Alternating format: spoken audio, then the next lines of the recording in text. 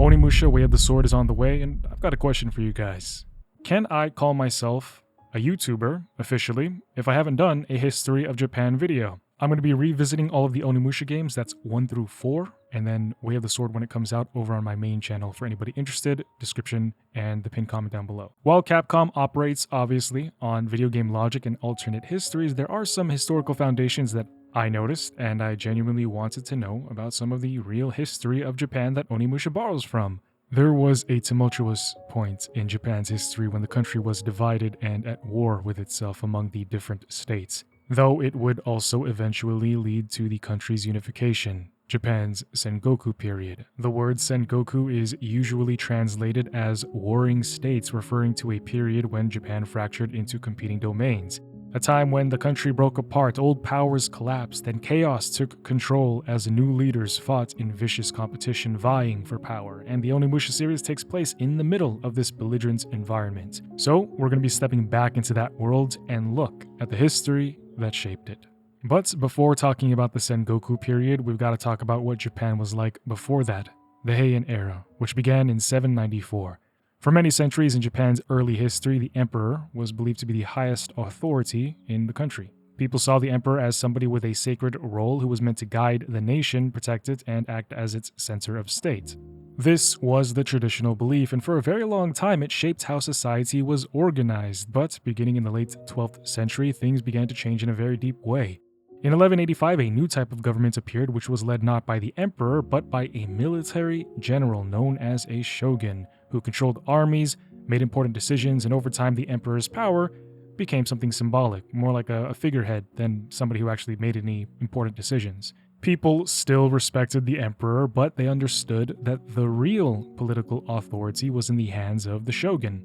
By the 15th century, Japan was under control of the Ashikaga shogunate, which began in 1338, but their rule was not strong or stable, and this is because Japan was starting to see another shift in society. You see, many local leaders across the country no longer listened to the shogun and instead governed their own lands as if they were independent rulers. These governors were powerful families who owned large portions of lands and commanded their own samurai. And while they were supposed to support the shogun, they often acted according to their own interests. They were operating without asking for permission, and they realized that they didn't need the shogunate to function and thrive. As a result of this growing independence, the Ashikaga government's power dwindled even more and more with each passing decade. However, the situation became especially dangerous when the shogun in the 1460s had no clear successor. As is the case for any group, a leader is needed if you want there to be order. In 1467, a dispute broke out over who should become that next leader, the next shogun. This disagreement was not something that was going to be easily settled because two very influential clans, the Hosokawa clan and the Yamana clan, took opposite sides and began prepping for war. Each clan supported a different candidate for the role of shogunate, and instead of trying to resolve the issue peacefully, both groups gathered their warriors, formed alliances with smaller clans, and decided they were going to handle this longsword style. Due to the fact that each clan had many powerful families behind it, the conflict quickly grew beyond the question of succession. It became a brutal battle for dominance in Japan's capital at the time, Kyoto, and furthermore, for control over the entire country. This conflict would become known as the Oni War, and it lasted from 1467 to 1477. Once the fighting had started, it was practically impossible to stop. Each clan feared that if they stopped fighting first, the other side would crush them, so the conflict dragged on year after year. Kyoto suffered terribly during this period. The city had been a cultural and political center for centuries, but the war transformed it into a battlefield. Clans built fortified mansions within the cities, and soldiers used streets as fighting grounds. Fires frequently broke out either by accident or intentionally because armies set buildings on fire to push back their enemies. Over time, large sections of Kyoto were burned down, causing many families to flee to the countryside carrying only what they could. Others had no choice but to remain in the ruined city, living in constant fear of violence. I can't imagine having the terror of having to live through that, trying to survive and keep your family safe in your own home, hoping that you're all just left alone. Imagine a natural disaster like that. I love my wife, and I can't imagine the fear and hopelessness that I would feel as a man, not sure that I could protect her, if you know what I mean. The point is, that type of fear is extremely horrifying because you literally have nowhere to go and you don't know what to do. But continuing on, the armies involved in the Oni War were massive for that time. Some estimates suggest that armies involved in Kyoto numbered up to around 160,000 men in total, which was enormous for the time. If we scale that proportion to today's Japan, and again, this is not factual, it's just illustrative, it would be the equivalent of about 1 to 1.5 million soldiers, just to give a rough estimate. But that's not all, because doing more Googling, in many medieval contexts, field armies of 10,000 men were already considered very large. But even crazier than that, I also saw the Roman Empire. Depending on the period, modern estimates for the total size of the Roman army range from the low hundreds of thousands up to several 100,000 soldiers. Losing 10,000 or even 100,000 men was nothing to the Roman Empire, but talking about the Roman Empire is going to be for another video, maybe. The US military today has about 1.3 million service members, with China having the world's biggest military, approximately over 2 million troops. All of this to give you a reference point for understanding that the Japanese armies during the Oni War were nothing to sneeze at. These were huge military forces that needed supplies, weapons, foods, shelter. Keeping such large armies active for a decade was unbelievably costly. As the war went on, it became harder, more difficult to feed everybody, leading to hunger and further suffering for both soldiers and ordinary people. Soldiers had to camp out in whatever fields or temples they could, and disease spread easily in these crowded, unsanitary conditions. Now, by the time the fighting extended, the Ashikaga shogunate had lost nearly all of its real influence. The shoguns still existed in name, but they no longer controlled the country, and with much of the imperial courts having left the city, the emperor was left with little support and very few resources. Japan lay in ruins, but it had entered a new and unstable era, the Sengoku era. So now, the country broke apart into many small territories, with each territory being controlled by a local lord or a feudal lord, which would be a rough European equivalent to a duke, but in Japan, daimyo. Daimyos began fortifying their powers by building strong castles that anchored their control over the land, choosing hills and mountains where their natural terrain offered protection and a clear view of anybody approaching. Over time, small towns grew at the bases of these fortresses, as merchants, farmers, and artisans settled nearby, creating lively communities that depended on the castle and its lord for safety and trade.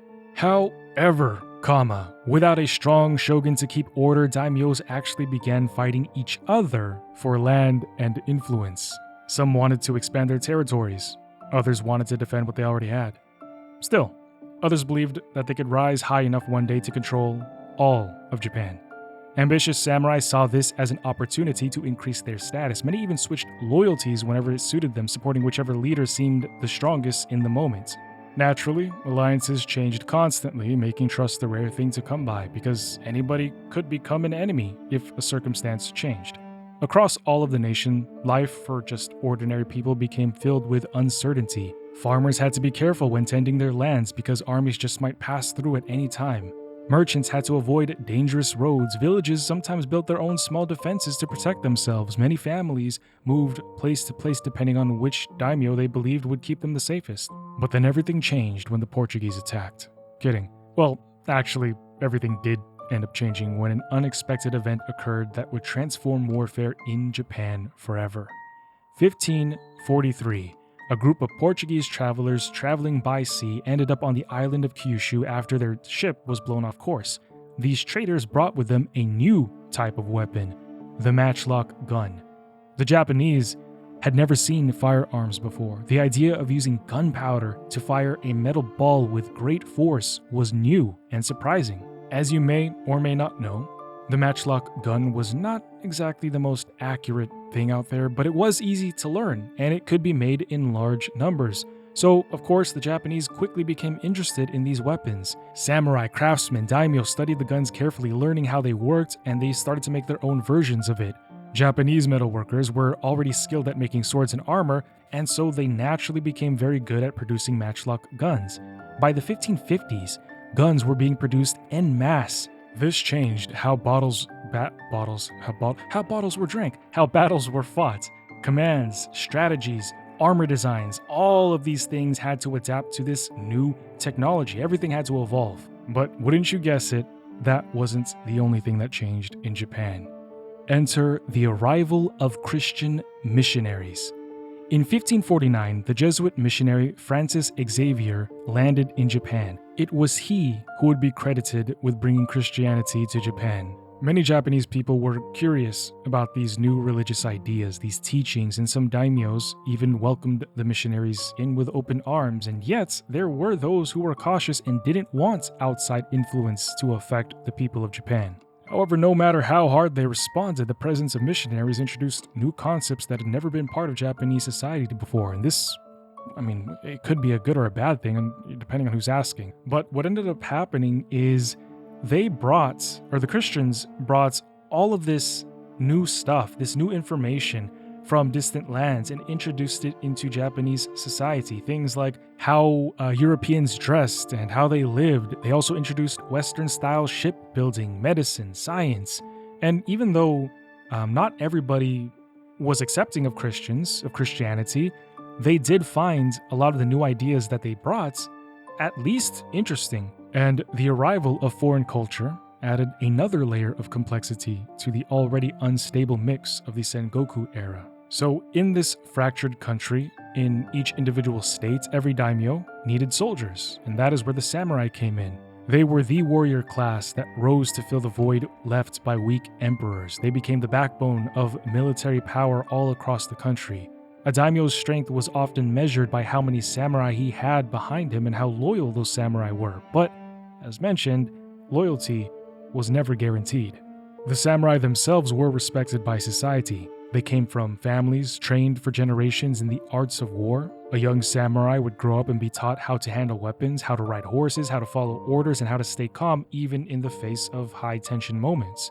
They learned how to use all kinds of weapons. Their sword, called the katana, was respected as a symbol of their spirit and duty, but despite the romantic image of sword-fighting samurai that many people might imagine today, the truth was pretty different. Most battles were not fought with swords. Instead, spears, bows, and later guns played a far bigger role on the battlefield. Samurais still trained with swords, but they used whatever weapon gave them the best chance to win. However, daimyos did not only rely on samurai, as most of his soldiers were not born into warrior families. He also had the ashigaru, which meant foot soldiers. These men came from farming backgrounds or other common professions. When they were not fighting, many of them went back to their regular jobs, growing rice or working at their trades. But when war came, they became part of the army. They became the militia. And to manage these large armies, daimyos needed secure places to live. So this led to the construction of many castles across the land. Politics were often as important as fighting. A daimyo who didn't plan carefully or who trusted the wrong person could lose everything. But along this thread, along this tangent of politics, was another form of power and domain expansion: getting married.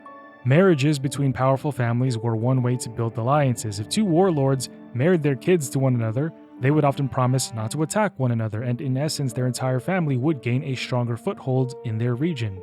Except, even these marriage bonds could be broken if the political situation changed. Betrayal was common, and a friendly neighbor could easily become an enemy. If you're a gamer, or if you've played a lot of Japanese games, you have likely heard of Oda Nobunaga. You see, among all the warlords during this Sengoku era, a few stood out, and one of the most remarkable ones was Oda Nobunaga. He was born in 1534 in a place called Owari, which is now part of modern Aichi Prefecture. Owari was not one of the largest or richest regions in Japan, and Nobunaga himself was not originally seen as a future national leader. In fact, when he was young, a lot of people thought this guy was strange. He didn't follow polite customs and often acted in a wild or unpredictable way, and because of this, older people sometimes called him the Fool of Owari. However, his unusual behavior didn't mean that he lacked intelligence or determination.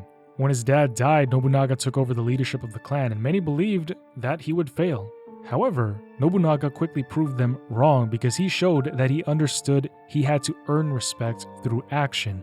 One of the first events where he would prove himself was the Battle of Okehazama in 1560. We actually see this battle at the beginning of Onimusha 1.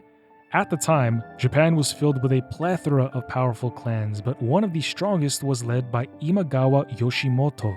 This dude commanded a large army of about 20,000 men, and he was marching towards Kyoto. Everybody thought that he would rule Japan if he succeeded in taking over Kyoto. But as he passed through Owari, Nobunaga's territory, where most people expected him to retreat or surrender due to his own small army. I mean, the difference was so great that some advisors suggested Nobunaga avoid the battle altogether and focus on strengthening his defenses elsewhere. Nobunaga ignored everybody and said, nah, I'm gonna do my own thing. He carried out a significantly risky plan, but it was because he understood something that nobody else did. While everybody else was cowering and wanting to run and hide, Nobunaga expected Yoshimoto's army had grown overconfident. Here's where it gets interesting. After their long and arduous march, Yoshimoto's soldiers were resting. They believed Nobunaga posed no threat. So, Nobunaga used their carelessness as an opportunity, and he moved his troops with speed and silence, blending them into the natural folds of the landscape when a heavy storm rolled in, and the rain reduced visibility and muffled sound. He advanced and struck without warning, catching Imagawa forces off guard and completely confused the crap out of them. This sudden assault left Yoshimoto's soldiers unable to form a proper defense, and the fighting ended quickly with Yoshimoto killed. Nobunaga did the unexpected, and news of the outcome of the battle spread rapidly across the nation, and from that point forward, Japan's warlords began to treat Nobunaga as a commander whose ambitions needed to be taken seriously. Over the next several years, he continued to strengthen his position by building alliances and expanding his control. Then, in 1568, he decided he was going to march towards Kyoto. He wanted more influence and power, so he was going to take Kyoto and restore order. But he did not plan to become shogun himself. Again, Nobunaga isn't somebody to mess with. He's a tactical genius. He wants to rule from the shadows. So instead of trying to be upfront about ruling Japan's capital, he brought Ashikaga Yoshiaki, the brother of the previous shogun, and installed him as the new shogun. But Nobunaga was keen enough to make sure that Yoshiaki had no real power, that he stayed a puppet. At first, this arrangement seemed peaceful, but Yoshiaki soon understood Nobunaga's true plan, and he would get frustrated. Secretly, he began reaching out to other warlords, hoping to find supporters who could help him break free, and yet Nobunaga was always aware of political movements around him, so when he learned of Yoshiaki's secret activities, he acted quickly. 1573, he crushed all the armies that supported Yoshiaki and kicked them out of Kyoto. Following this, the Ashikaga shogunate officially ended. And although he didn't declare himself shogun, he still became the central leader of Japan through his power, influence, and military strength. Another big thing that he did was he immediately understood, as soon as he learned about guns, he understood that these things would help him win battles more efficiently. And his most famous use of firearms took place at the Battle of Nagashino in 1575. So, picture this. He's facing the Takeda clan, whose cavalry was feared throughout all of Japan. The Takeda horsemen were known for their speed, discipline, and fearless charges. Many armies suffered a devastating defeat against them, but once again, Nobunaga had a plan. He had a strategy that would reduce the power of their cavalry significantly, and he did this by placing about 3,000 matchlock gunners behind wooden barriers to protect the musketeers, allowing them to fire safely. He also instructed the gunners to fire in rotating groups, meaning that while one group shot, the next group prepared to fire, and then the group would switch out and reload, and then it would just keep going in cycles. The constant stream of bullets broke the momentum of the Takeda cavalry. The battle ended with a major victory for Nobunaga, and many historians refer to this battle as the first modern battle in Japan because of the effective use of firearms and organized firing techniques. Okay, so now that he pretty much solidified, cemented his status and power, he decided he was going to reshape the social structure of Japan by confronting the power of institutions that had dominated for centuries. Religion. Nobunaga thought that religious organizations shouldn't be able to determine the direction of warfare or governance, and as a consequence, he attacked the Enryakuji Temple in 1571, ordering the complex burned and the monks inside killed. While he acted harshly towards certain Buddhist powers, he allowed Christian missionaries to move around in his territory, but it wasn't because he shared their faith. It was because he thought their activities reduced the influence of older religious groups that he wanted to weaken. Pay attention, remember that. It was not enough for Nobunaga to dominate through power and religion alone, so he started to look at economic domination. He began working to expand trade and raise prosperity of regions that he ruled over. One of the most important changes involved removing the monopolies held by merchant guilds, since these organizations often controlled entire industries through fixed prices and restricted competition. Nobunaga wasn't comfortable with the merchant guilds having so much power, so he dismantled their privileges, and he opened the market to a wider range of markets, which by proxy encouraged growth and activity in the towns under his rule, increasing overall wealth in his domain. He continued his expansion across central Japan over the next decade, and naturally, nearly everybody thought he was going to unify Japan, but in 1582, his rise came to an end. One of Nobunaga's own trusted generals, a samurai, Akechi Mitsuhide, rebelled against him. The reason behind his betrayal is unconfirmed, but there are theories. For example, one theory is that even though he served Nobunaga well for many years, over time Mitsuhide developed resentment. Some stories say that Nobunaga insulted him, while others say Mitsuhide lost lands or family members because of Nobunaga's actions. Whatever the reason, Mitsuhide saw an opportunity to gain power for himself. So, what ended up happening was Nobunaga was staying at the Honnoji Temple in Kyoto, using the quiet setting to rest and plan next campaigns, while many of his leading commanders were deployed across distant regions. This meant his guard was small, and Mitsuhide used this opportunity to disguise his intentions by presenting his troop movement as preparations for another assignment before turning his forces towards Kyoto. It was swift. They blocked every route of escape, and once the temple was encircled, fires were set and the attack pressed forward. Inside the burning temple, Nobunaga understood immediately he was betrayed. He fought as long as he could, but the imbalance in numbers and the chaos of the assassination left him with no chance of survival. Badly wounded and unwilling to be taken captive, he committed seppuku. News of his death moved quickly across the country, leaving everybody shocked. So Mitsuhide, after killing Nobunaga, comes back to Kyoto and he's like, all right, cool, I'm gonna, I've got the authority now. I killed the guy at the top. Now I'm the one at the top. Everybody's gonna be fine with me moving in and taking control. What he didn't realize was that a lot of the people serving Nobunaga were actually tight with this guy. Yeah, he misread that situation. Mitsuhide also failed to anticipate the speed with which Toyotomi Hideyoshi would act. Hideyoshi was engaged in a battle elsewhere, but as soon as he heard that his boy Nobunaga died, he dropped the fight.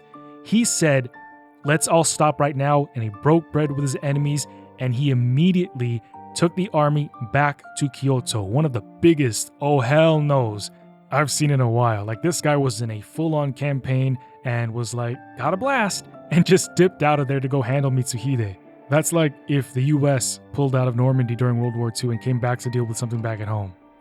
Probably not the best example, but you get what I'm saying. The two forces met at the Battle of Yamazaki. Hideyoshi arrived with a larger army and a stronger morale, which placed Mitsuhide at an overwhelming disadvantage.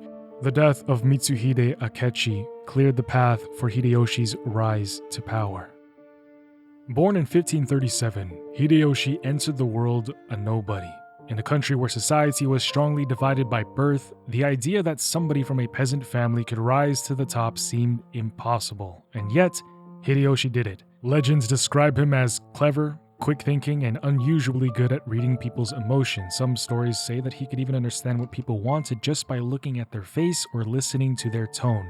Now, at some point in his youth, Hideyoshi made a decision that would change everything. He decided he was going to leave his village and look for a future in the worlds of warlords. He started as a simple foot soldier under Oda Nobunaga, and even though Hideyoshi had no special rank or status, he worked harder than everybody else, taking on difficult tasks and proving himself reliable. Nobunaga noticed his talent and drive.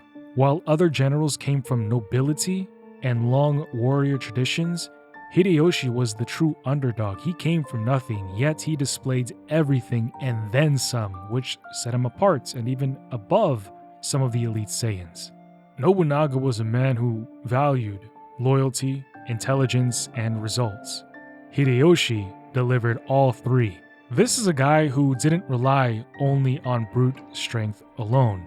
Hideyoshi was the type of person to use negotiation tactics and even use humor to win people over, proving he wasn't just a guy that could swing a sword around. Through these efforts, he would climb the ranks, and it was through Nobunaga's death that Hideyoshi understood unity, especially at this moment, was essential.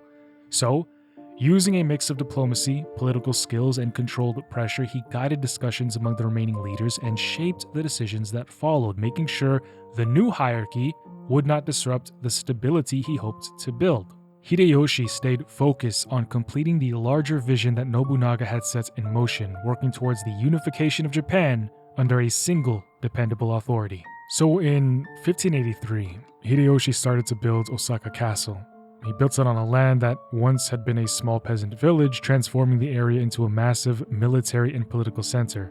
By 1585, Hideyoshi grew so influential that he was given the title of Kampaku, which means imperial regent. This made him the highest political figure in Japan, acting as the emperor's representative in government matters. And then later, he would become the chief minister, giving him even more authority. Although he came from humble beginnings, he now stood above nearly all other leaders. The emperor recognized his achievements and granted him the family name Toyotomi, which symbolized raising up the people. This was a name that would help him to project the image that he was trying to unify Japan instead of dividing it. And from this powerful position, Hideyoshi Toyotomi prepared to conquer the remaining parts of Japan that still did not accept his managed democracy, his leadership. So he acted quickly and decisively. By 1590, Hideyoshi had succeeded where so many failed before him. He unified all of Japan under a single authority. Every major lord in the country now recognized him as the leader. And even though Japan still had many local rulers, Hideyoshi became the true head of the nation. He continued many of Nobunaga's earlier policies. One of the most famous one was the sword hunt of 1588, and this was important because that required all commoners to give up their right to bear arms. Hideyoshi believed that if farmers and townspeople had swords and spears, rebellions could break out, so by collecting the weapons, he hoped that he would create a more peaceful society and reduce the chances of uprising. He also strengthened social divisions. Warriors were expected to remain warriors, and farmers were required to stay farmers, and people could no longer switch between occupations. They just had to pick one and stick to it. Hideyoshi believed that clear roles made society more stable, although it also meant that many people lost the chance to change their future. Another part of Hideyoshi's rule involved foreign contact. Now, as you already know, because you guys are totally paying attention, at this point, Japan began to interact with Europeans, especially the Portuguese and the Spaniards. But Hideyoshi, unlike Nobunaga, took a different view. At first, he allowed the missionaries to continue their work, but in 1587, he changed the policy out of nowhere. He expelled foreign missionaries and demanded that samurai renounce Christianity. Many scholars believed he acted like this because he feared foreign influence. Makes sense. Because even if missionaries weren't really there to cause political issues, their presence changed the beliefs and loyalties of many Japanese people, and Hideyoshi wanted his country to be cleanly united under his rule without any competing influence. Now this is where Hideyoshi messed up. He decided he was going to try and expand Japan's power beyond its borders. He dreamed of conquering Korea and even China. These dreams were extremely ambitious, but Hideyoshi believed that Japan had grown strong enough to take on such challenges. So in 1592, he launched a massive invasion of Korea. The absolute scale of this campaign was enormous. Hundreds of thousands of soldiers, countless supplies, ships, resources sent across sea. At first, the Japanese army won several battles and advanced quickly. This was due to Korean defenses being caught off guard. And then the situation changed when Admiral Yi Sun-shin, one of the most respected figures in Korean history, led a strong naval defense using innovative armored ships known as turtle ships. These ships helped block Japanese supply lines, making it difficult for the invading army to receive, well, supplies. And without proper supplies, Japan's invasion failed. However, Hideyoshi tried again in 1597, sending another large army, but the soldiers were exhausted. Japan's resources were stretched thin, and the second campaign to conquer Korea also ended unsuccessfully. These foreign wars drained Japan's economy and cost countless lives. Hideyoshi hoped for victories, he hoped for glory. Instead, he created hardship and disappointment for the nation. Even during his final days in 1598, he reportedly urged his generals to continue his dream of expanding Japanese rule beyond the islands. Enter Tokugawa Ieyasu. So Hideyoshi died at 62 years old, and his chosen heir was a child too young to rule, so that left a large empty space at the top of the political world. It goes without question that many powerful lords would begin to think about who was going to take charge next. Some wanted to protect the Hideyoshi line, others wanted to rise higher themselves, and some, like Tokugawa Ieyasu, saw an opportunity to bring full order to the land after so many years of fighting. When Hideyoshi rose to leadership, Ieyasu presented himself to him as a loyal subordinate, and he followed the commands that he was given.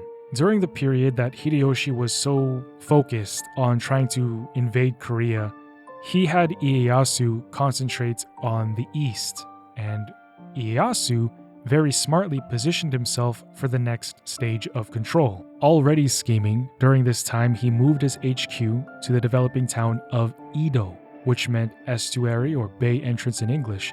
Edo was just one small fishing village, but this would later become a pretty big city, and you might have heard of it, Tokyo.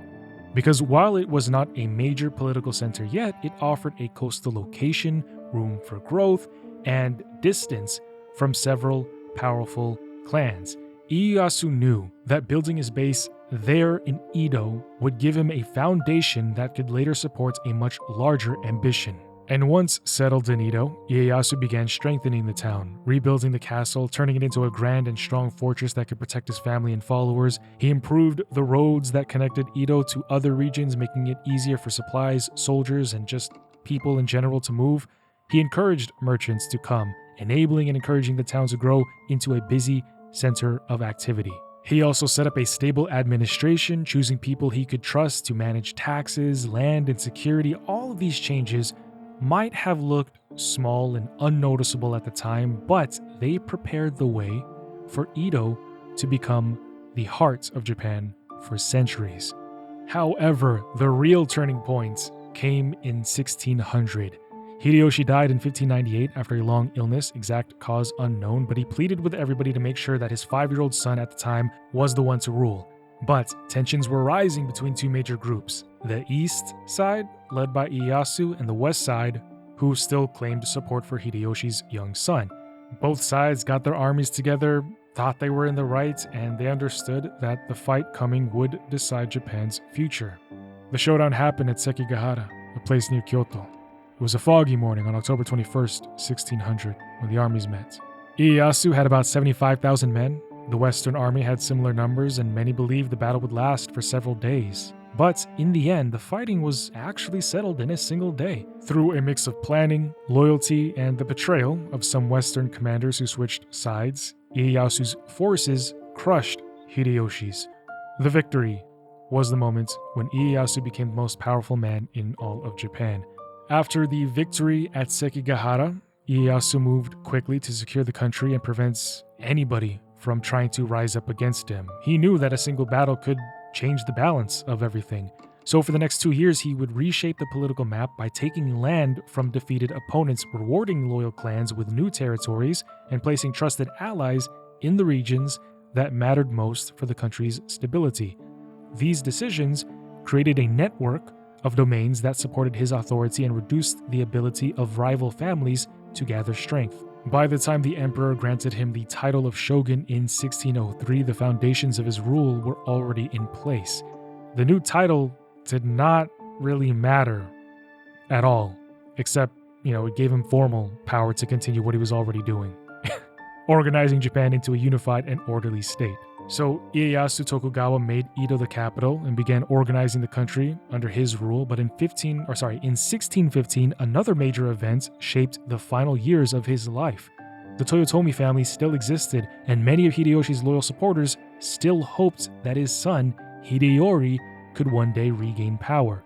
This created tension, especially in Osaka, where Hideyori lived in the large and strong Osaka castle. But Ieyasu could not allow this situation to continue. He believed it threatened the stability of Japan, so he launched the Siege of Osaka. After intense fighting, he squashed Osaka Castle and Hideyori was killed. This event ended the last meaningful resistance to Tokugawa rule. Under the Tokugawa shogunate, Japan entered a long era of peace that lasted from 1603 all the way until 1867. That's insane. And so at this point, you're probably wondering, how did he make it last for so long? Because from 1607 all the way to 1867, that is a long time for the Tokugawa family to be in power and for Japan to be peaceful, right? So one of the most important steps that Ieyasu took was ensuring that no daimyo grew powerful enough to threaten the stability of the Tokugawa family, and this required consistent planning over many years. He understood that uncertainty meant unrest, and so he avoided harsh punishments for every former enemy, and instead he used a measured approach. While some of the lords who opposed him lost their lands, there were those who, if they pledged loyalty, got to keep their domains. This balance reduced the chance of widespread rebellion since defeated daimyos were relieved to retain part of their authority, and supporters felt recognized for their loyalty. On top of his long-term strategy, Ieyasu also specifically arranged the daimyo families in a structure that limited the possibility of coordinated resistance. 3 main categories formed the foundation of this system: the Fudai daimyos, who had supported Tokugawa for generations, the Tozama daimyos, who were outside lords or more recent allies, and the Shinpan daimyos, who belonged to the branches of the Tokugawa family. Fudai daimyos received land near Edo and other important areas, giving them roles that protected the capital and allowed for rapid response during emergencies. Tozama daimyos were settled farther away and were watched more closely, which limited their ability to gather strength without being noticed. Then you have the Shinpan domains, which reinforced the central authority of the Tokugawa family, held key castles in politically sensitive areas, and served as potential sources of future shoguns, which added stability to the entire system. Simply put, the Shinpan were at the top, they were family, the Fudai were long-term old allies, but the Tozama were outsiders, powerful lords, and former enemies. Through this arrangement, the shogunates created a network of territories that could be governed with predictable order, because managing the daily lives of daimyos became essential to maintaining long-term peace, and Ieyasu developed that system that encouraged loyalty while reducing the possibility of secret military preparation. Now, this system, later known as Sankin Kotai, required each daimyo to spend part of the year in Edo and to travel with a large retinue of samurai. Oh, and also, their own families usually lived in the new capital as well, which kept the daimyos connected to Edo and heavily reduced the likelihood of sudden rebellion. The other thing was regular travel between their home domains and Edo involved significant cost, and this constant financial strain to the daimyos limited the resources that could be used for conflict. The continuous, steady movement of people also shaped Edo into a growing and energetic city as merchants, craftsmen, and workers followed these traveling groups and brought goods and skills from across the country. The peace that emerged under Tokugawa rule changed everyday life. No longer were regular citizens worrying about surviving day to day. Everything started to become more predictable and, as a result, safer. However, the Tokugawa peace came with very strict rules. The government enforced a rigid social hierarchy which shaped how people lived and behaved. At the top were samurai, expected to serve as examples of discipline, duty, but in a world without war, many samurai found themselves without actual battles to fight. On top of this, their incomes were fixed and often small, and they couldn't take on other jobs. Over time, many samurai families struggled financially. Still, they kept their pride, valuing honor above wealth. Farmers were second in the society's hierarchy because they produced food, which was seen as essential for the country. Artisans were third, merchants were last because the Tokugawa government believed that making money from trade rather than creating something or growing food was less honorable. But as years passed, merchants became some of the wealthiest people in Japan. Even though they were officially ranked the lowest, their influence in cities quietly grew, and it reminds me of the burghers in the medieval times. But this is a big but, and I can't lie. One of the most unique parts of Tokugawa rule was the policy of sakoku, which meant closed country. Yeah, the Tokugawa shogunate limited almost all contact with foreign nations. Trade was restricted to a few small locations, such as the port of Nagasaki, but even then, only certain foreign traders were allowed. So for more than 200 years, Japan remained mostly isolated from the outside world, developing their own culture, traditions, and economy without major foreign involvement. By now, you're probably able to see how Japan's history bleeds vastly and profoundly into the future, even influencing how things are conducted in society today. But during this peaceful time, stories and legends continued to spread. You see, people enjoyed tales of heroes who lived in earlier times, especially warriors who represented courage and intelligence. Now, one famous figure was Jubei Yagyu, who lived from 1607 to 1650. He was born into a family of skilled swordsmen. His father, Yagyu Munenori, served as the sword master to the first Tokugawa shoguns, teaching them martial arts and advising them on matters of discipline and strategy. Jubei Yagyu inherited his father's skills and became known for his talent, mystery, and his aura of danger that surrounded him. During the 1620s and 30s, Jubei traveled around Japan, often on secret missions for the Tokugawa government. Because so much of his life was hidden from public records, stories grew about him. People started saying that he fought duels, protected the innocent, and faced dangerous enemies, but later stories gave him dramatic epithets, turning him into a larger-than-life wandering swordsman nicknamed the Starving Sword or the One-Eyed Swordsman. Over time, storytellers turned Jubei into a symbol of honor, skill, and bravery. But beyond sword fights and castles, the Onimusha series uses real folklore around the Sengoku area, which was full of spiritual meaning for its people. Shinto, the native faith of Japan, stood at the center of this spiritual world. It was a religion with the simple philosophy to see the world full of life. People believed that kami, which were sacred spirits, lived in the natural world around them. Kami could exist in mountains, rivers, waterfalls, even the wind. They could also exist in animals and spirits of ancestors. People felt the kami were close, always present, and always watching over them. Because of this, nature had to be treated with great respect. However, among all the beings in folk religion, the Oni were the most feared. They were often described as forces capable of causing harm, although many tales described Oni as monstrous beings with red or blue skin, sharp claws, long fangs, horns, and people did not imagine them only as physical monsters. They believed Onis symbolized evil things that couldn't be seen, like diseases or violent emotions.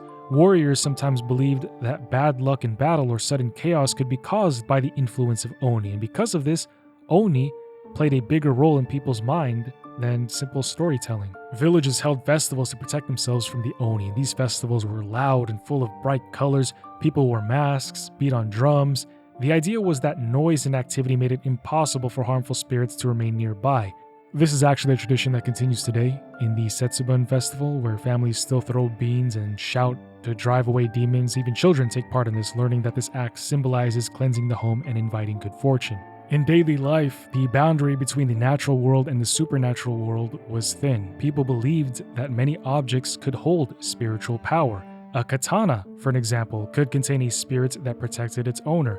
This belief helps to explain why stories or games like Onimusha imagine swords infused with demonic power.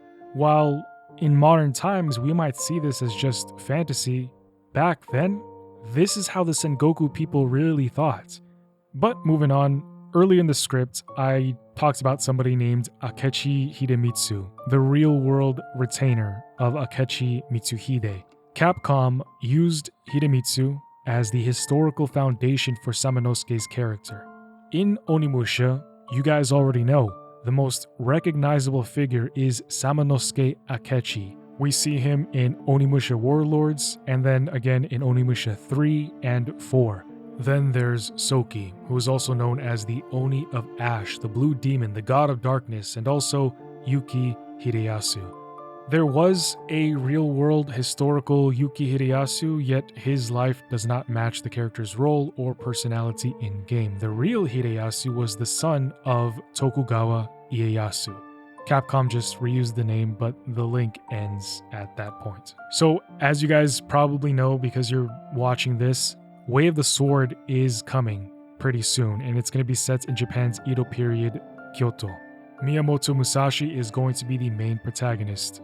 But Musashi was actually a real samurai who lived from 1584 to 1645, and he's remembered as one of the most skilled swordsmen in Japanese history. So Musashi was born during the time of the Warring States, and because everyday life involved constant fighting, he had to learn how to fight at a very young age.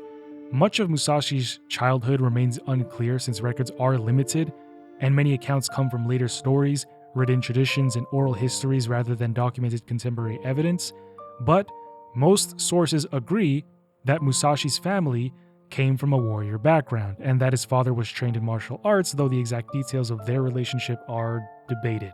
But what is not debated is that Musashi learned about combat very early on. One of the earliest events associated with him is a duel which, reportedly, he fought at around 13 years old.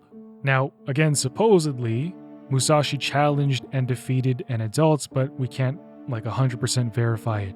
However, it is a long-standing part of his historical image that it might as well just be real.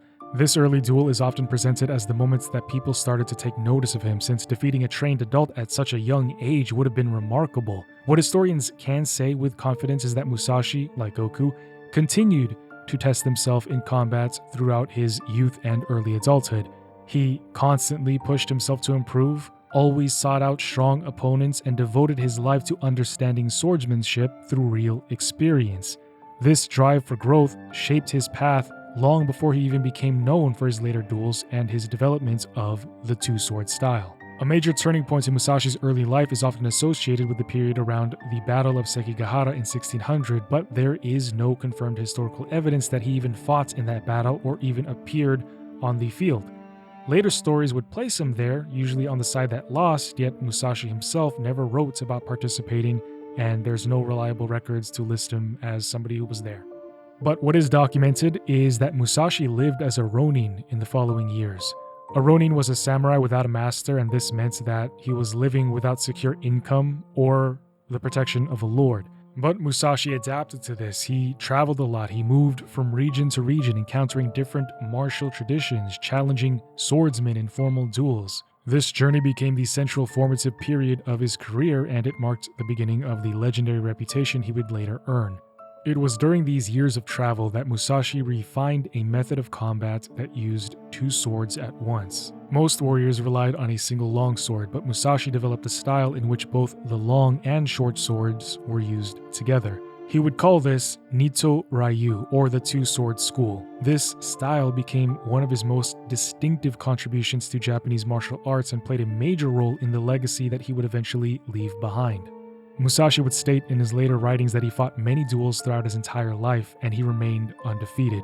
Nobody knows exactly how many fights he's been in, but it's often cited as more than 60. As his reputation began to spread, other swordsmen began to seek him out so that they could learn from him or even test their own abilities. One specific duel from this period is well documented and widely accepted as historical: the encounter with Sasaki Kojiro in 1612 on Ganryu Island.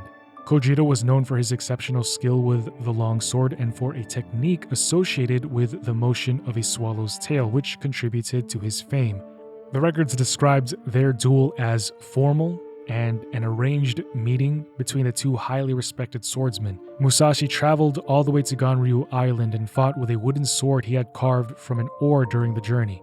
The weapon's length gave him an advantage in reach, and when the duel began, Musashi struck Kojiro and killed him. This would go down in Japanese martial history and contributed significantly to Musashi's standing as a master swordsman. After years of traveling and fighting, Musashi eventually decided to settle down. He began teaching others about martial arts, strategy, and the mental side of combat. He founded a school where students could learn his methods. He later served the Hosokawa family, powerful lords who ruled over the region of Higo, which is today Kumamoto. As he got older, he sensed his life was approaching the end, and he turned inward and reflected on his life and everything that he learned. He wanted to leave behind a record of his beliefs and experiences so that future generations could benefit from his lifetime of study. In the final year of his life, he composed Go-Rin no Sho, the Book of Five Rings. The book explains his views on strategy, combat, timing, and personal growth. It became one of the most influential works on martial arts and is still studied today by fighters, leaders, and even business people.